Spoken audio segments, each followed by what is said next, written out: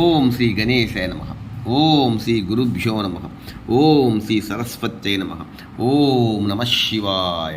ఓం నమో నారాయణాయ. ఓం శ్రీ మాత్రే నమః.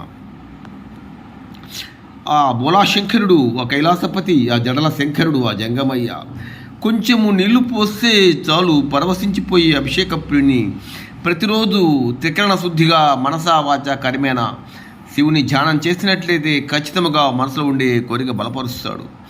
ఆయన కల అష్టమూర్తి పేర్లు ఒక్కసారి రండి. పృథ్వీ, భూమి, పృథ్వీమూర్తి అని కూడా అంటాం. శివకంచి దక్షిణ భారతదేశంలో కంచిలో ఉంది. ఏకాంబరేశ్వరుడు స్వామి నల్లగా ఉండి పృథ్వీతత్వం కలిగినటువంటి పృథ్వీమూర్తి. నీరు అపోమూర్తి, జంబుకేశ్వరం అంటాం, జలలింగం. తిరుచునాపల్లి దక్షిణాన జల రూపంలో ఉండేటువంటి జంబుకేశ్వరలింగం.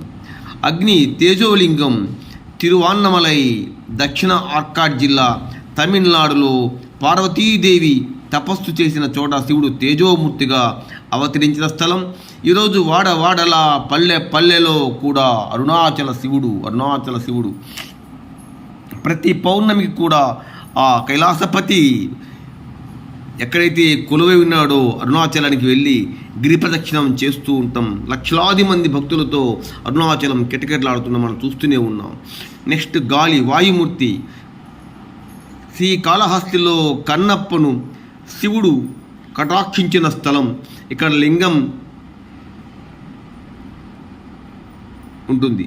ఈ గుడి గర్భాలయంలో గాలి వెలుతురు ఉండవు.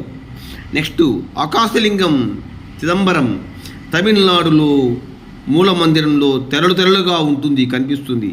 మూర్తి కానీ లింగం కానీ కనిపించదు, అదే ఆకాశలింగం. చిదంబరంలో తమిళనాడులో చాలా ప్రముఖమైన ఈ క్షేత్రం కూడా చూడదగ్గది. నెక్స్ట్ సూర్యమూర్తి. శివునికి సూర్యునికి భేదం లేదు, ఇద్దరు ఒక్కటే అనేది శాస్త్రోక్తి.